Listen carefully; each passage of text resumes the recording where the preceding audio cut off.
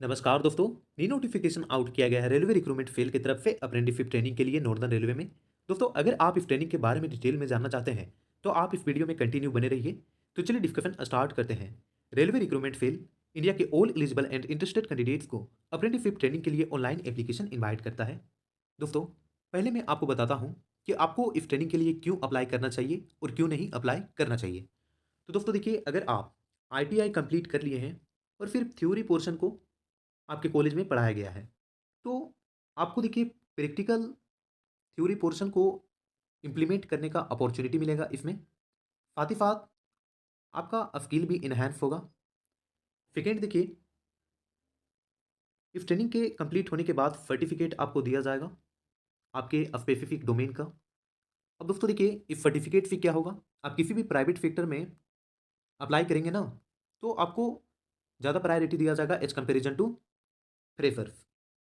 Third point, देखिए जब भी वैकेंसीज रिलीज होगा रेलवेज में या फिर किसी भी कंपनी में, तो आपके लिए वैकेंसीज अलग से रिजर्व होगा।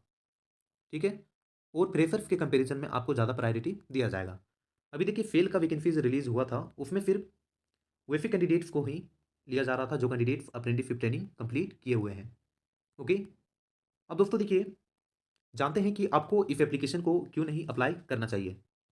देखिए, अगर आप हायर स्टडीज़ के लिए कहीं पर एप्लीकेशन अप्लाई कर चुके हैं या फिर एडमिशन करा चुके हैं या फिर करेंट में आप डिप्लोमा बीटेक कर रहे हैं, तो दोस्तों आपको अप्लाई नहीं करना चाहिए। सेकेंड, अगर किसी भी कॉम्पिटिटिव एग्जामिनेशन का प्रिपरेशन कर रहे हैं तो आपको ट्रैक से नहीं भटकना चाहिए। आपको फोकस सिर्फ कॉम्पिटिटिव एग्जामिनेशन में होना चाहिए। ठीक है। अब दोस्तों, मोस्ट ऑफ द स्टूडेंट्स के माइंड में ये डाउट रहता है कि इस ट्रेनिंग को कंप्लीट करवाने के बाद क्या परमानेंट जॉब दिया जाएगा। तो दोस्तों देखिए, नोटिफिकेशन में पहले ही यहाँ पर मेंशन कर दिया गया है कि ट्रेनिंग को कंप्लीट करने के बाद आपको जॉब ऑफर नहीं किया जाएगा। आपको सिर्फ सर्टिफिकेट दिया जाएगा अप्रेंटिसशिप ट्रेनिंग का।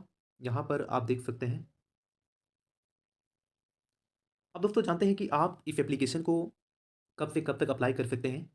देखिए, आप 11/12/2023 से 11/1/2024 तक अप्लाई कर सकते हैं और मेरिट लिस्ट 12/2/2024 तक रिलीज किया जा सकता है, क्योंकि यहाँ पर मेंशन किया गया है एक्सपेक्टेड डेट। ओके। अब दोस्तों जानते हैं एजुकेशन क्वालिफिकेशन। क्वालिफिकेशन 10th या फिर equivalent under 10+2 examination system with minimum 50% marks और ITI रिलेवेंट ट्रेड में होने चाहिए, इशू किए हुए होने चाहिए, NCBT या FCBT गवर्नमेंट ऑफ इंडिया के द्वारा रिकॉग्नाइज्ड होनी चाहिए। दोस्तों देखिए, रिलेवेंट ट्रेड का मतलब क्या है। जैसे मान के चलिए वैकेंसीज इलेक्ट्रीशियन के लिए है, तो ITI आपका इलेक्ट्रीशियन ट्रेड में ही कंप्लीट होनी चाहिए। जैसे कि मैकेनिकल ब्रांच के लिए वैकेंसीज है 5, तो आपका ITI मैकेनिकल ब्रांच में ही होने चाहिए अगर आप मैकेनिकल ब्रांच के लिए अप्लाई करना चाहते हैं तो। ठीक है।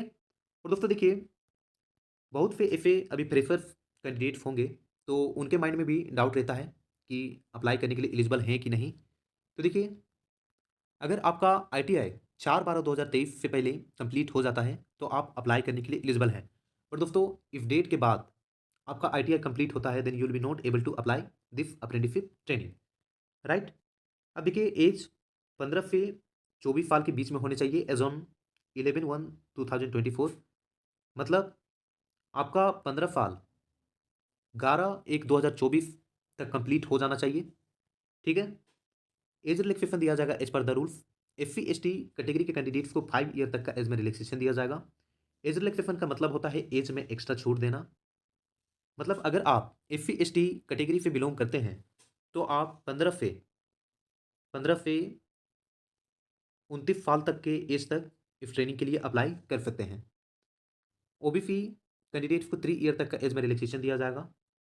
पर्सन विथ डिसेबिलिटी कैंडिडेट्स को 10 ईयर तक का एज में रिलैक्सेशन दिया जाएगा। सिमिलरली आप एक सर्विसमैन के लिए देख सकते हैं। अब जानते हैं एप्लीकेशन फी। देखिए, SC ST PWBD women candidates को इस एप्लीकेशन को अप्लाई करने के लिए किसी भी तरह का पेमेंट नहीं करना होगा। बट ये कैंडिडेट्स को छोड़ करके बाकी जितने भी कैटेगरी के कैंडिडेट्स आते हैं, उन सभी को 100 रुपीज़ पे करने होंगे। इसका पेमेंट आप सिर्फ ऑनलाइन कर सकते हैं। और दोस्तों देखिए, एक बार आप एप्लीकेशन फ़ी को पेमेंट कर देते हैं, तो किसी भी सर्कमस्टेंसेस पर आप वापस नहीं कर पाएँगे, ठीक है? अब जानते हैं सिलेक्शन प्रोसेस। देखिए, इसमें किसी भी तरह का रिटन टेस्ट नहीं कंडक्ट करवाया जाएगा। इसमें देखिए सिलेक्शन 10th में जो आप मार्क्स ऑब्टेन किए हैं और आईटीआई में जो आप मार्क्स ऑब्टेन किए हैं, दोनों को कंबाइन करके कैंडिडेट्स को शॉर्टलिस्ट किया जाएगा। शॉर्टलिस्ट करने के बाद डॉक्यूमेंट्स वेरिफिकेशन के लिए बुलाया जाएगा। डॉक्यूमेंट्स वेरिफिकेशन के बाद फाइनल मेरिट लिस्ट तैयार किया जाएगा और फाइनल मेरिट लिस्ट में जिन कैंडिडेट्स का नेम आउट होगा, वो कैंडिडेट्स को ट्रेनिंग के लिए कॉल लेटर सेंड किया जाएगा। ओके। अब दोस्तों देखिए, टाई के रिजोल्यूशन को एग्जाम्पल की मदद से समझते हैं। मान के चलिए कि एक एक्स कैंडिडेट है और एक वाई कैंडिडेट है।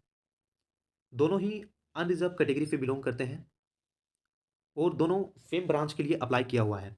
मान के चलिए इलेक्ट्रीशियन के लिए दोनों अप्लाई किया हुआ है सेम डिवीज़न में, ठीक है? और दोनों का परसेंटेज सेम है। दोनों का जो परसेंटेज है वो सेम निकल कर आता है, मान के चलिए 70 और 70, और वैकेंसीज भी एक ही है। तो ऐसा केस में क्या होगा, जो कैंडिडेट्स का एज ज़्यादा होगा, मान के चलिए एक्स कैंडिडेट्स का एज 22 है और वाई कैंडिडेट्स का एज है 21, तो एक्स कैंडिडेट्स को सेलेक्ट किया जाएगा। मान के चलिए कि एज भी अगर सेम है, तो जो कैंडिडेट्स 10th पहले पास किया हुआ होगा, वो कैंडिडेट्स को सेलेक्ट किया जाएगा।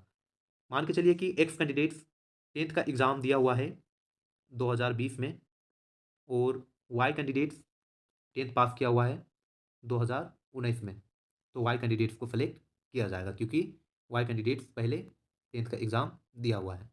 ओके। अब दोस्तों देखिए, मेडिकल सर्टिफिकेट का भी आपको ज़रूरत होगा क्योंकि डॉक्यूमेंट्स वेरिफिकेशन के दौरान आपसे मेडिकल सर्टिफिकेट भी मांगा जाएगा और मेडिकल सर्टिफिकेट में सिग्नेचर देखिए सेंट्रल या फिर स्टेट हॉस्पिटल का असिस्टेंट सर्जन के रैंक का होने चाहिए। इससे नीचे रैंक का नहीं चलेगा। ओके। इससे ऊपर रैंक के डॉक्टर का अगर सिग्नेचर होगा तो चलेगा। ओके। बट इससे नीचे रैंक का नहीं चलेगा। तो आपको डॉक्यूमेंट्स वेरिफिकेशन के दौरान मेडिकल फिटनेस सर्टिफिकेट भी लेके जाना है। ठीक है दोस्तों।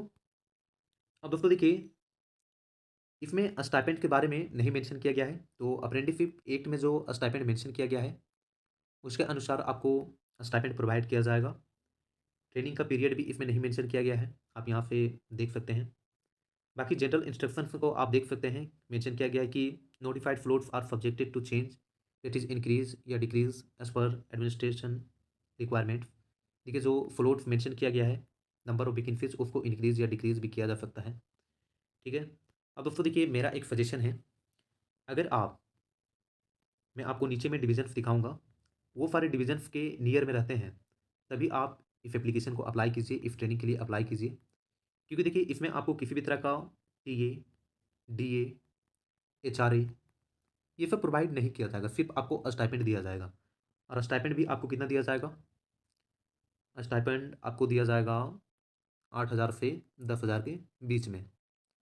तो दोस्तों, अगर आप मान के चलिए कि 70 किलोमीटर से जा रहे हैं ट्रेनिंग के लिए, तो दोस्तों इसका बेनिफिट नहीं होगा क्योंकि आपको देखिए खर्च जो है ना ये बढ़ जाएगा, क्योंकि मान के चलिए आप 70 किलोमीटर आपको जाना है और 70 किलोमीटर आपको आना है, तो टोटल कितना हो जाएगा, 140 किलोमीटर। आपको मान के चलिए पेट्रोल का खर्च है डेली 200 रुपया, ठीक है, और खाने का खर्च है 200 रुपया, तो 400। आपका 400 अगर डेली का खर्च है और आपको स्टाइपेंड दिया जाएगा कितना, 10,000। तो दोस्तों आप देखिए इसमें सिर्फ डेफिसिट में ही रहेंगे, कोई बेनिफिट नहीं होगा। बट देखिए, अगर आपका फैमिली स्ट्रॉन्ग है तो आप कर सकते हैं, आगे बढ़ सकते हैं, कोई दिक्कत नहीं है। बट आपका फैमिली सपोर्टिव नहीं है, तो दोस्तों आप अप्लाई ना ही कीजिए तो ही बेहतर है। आप कॉम्पिटिटिव एग्जामिनेशन में इंटर कर लीजिए, शिफ्ट हो जाइए। ठीक है। अब दोस्तों देखिए, डिवीज़न वाइज वैकेंसीज को जानते हैं कि कौन से डिवीजन में कितने वैकेंसीज है। यहाँ से देखिए, LKO डिवीज़न में टोटल वैकेंसीज 335 है। यहाँ पे आप ट्रेड वाइज देख सकते हैं कि कौन से ट्रेड में कौन से कैटेगरी के कैंडिडेट्स के लिए कितने वैकेंसीज है। सिमिलरली दोस्तों, आप ब्रिज वर्कफोर्स CB LKO में देख सकते हैं ट्रेड वाइज वैकेंसीज यहाँ पे आप देख लीजिए।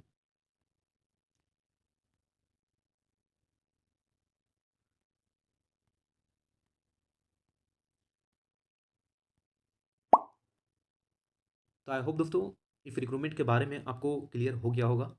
फिर भी आपको किसी भी तरह का डाउट रहता है देन आप कमेंट कीजिए, मैं आपके डाउट को रिजॉल्व करने का कोशिश करूँगा। और अगर आप इस एप्लीकेशन को अप्लाई करने के लिए इंटरेस्टेड हैं तो इसका लिंक आपको वीडियो के नीचे डिस्क्रिप्शन में मिल जाएगा, वहाँ पे डायरेक्टली आप इस एप्लीकेशन को अप्लाई कर सकते हैं। मिलते हैं नेक्स्ट वीडियो में इसी तरह के नोटिफिकेशन को लेकर के, तब तक के लिए जय हिंद, जय भारत।